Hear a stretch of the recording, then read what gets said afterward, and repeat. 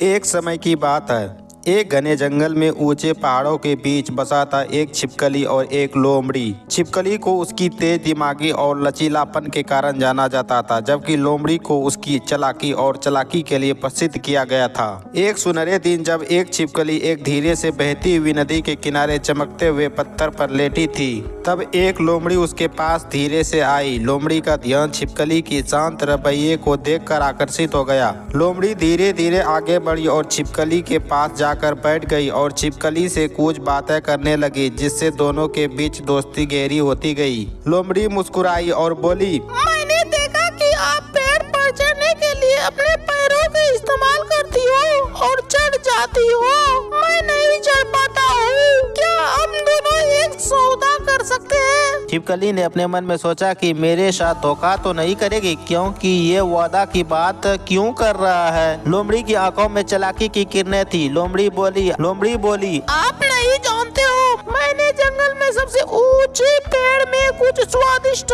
फलों को देखा है, लेकिन मेरा पैर चढ़ने के लिए पूरी तरह से उपयुक्त नहीं है। लोमड़ी बोली छिपकली से कि अगर आप ऊंचे पेड़ से वह शानदार मीठा फल ले आते हो तो हम दोनों बराबर बांट के खाएंगे। छिपकली ने एक पल के लिए सोचा, ठीक है, लेकिन एक शर्त पर। आपको फलों को बराबर रूप से बांटना होगा। लोमड़ी मुस्कुराई। बिल्कुल, आपको मेरा वादा है। छिपकली पेड़ पर चढ़ना शुरू किया।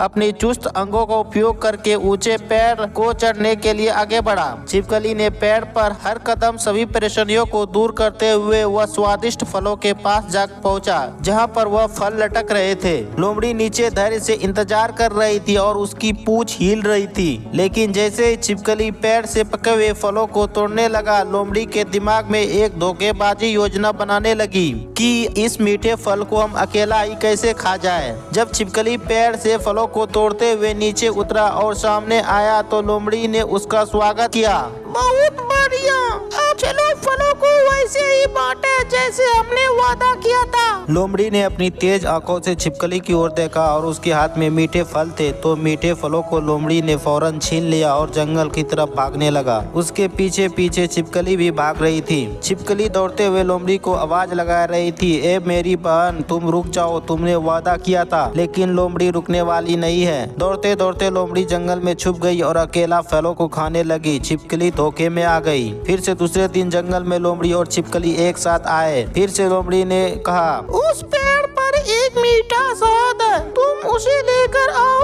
और हम दोनों खाएंगे। लेकिन छिपकली जानते थे कि एक महीना पहले लोमड़ी ने मुझे धोखा दिया है। छिपकली ने कहा, ठीक है, वैसे ही करेंगे जैसे आप कहो। छिपकली के मन में भी एक विचार आया और वह पेड़ पर चढ़ते हुए जब शहद के पास पहुंचा तो शहद खाने लगी और छिपकली ने शहद पूरी तरह से खा गया। छिपकली ने पेड़ से एक सूखी लकड़ी तोड़ी और लोमड़ी के ऊपर गिरा दी। लोमड़ी का पैर टूट गया और लंगड़ाती चिल्लाती हुई लोमड़ी भाग गई।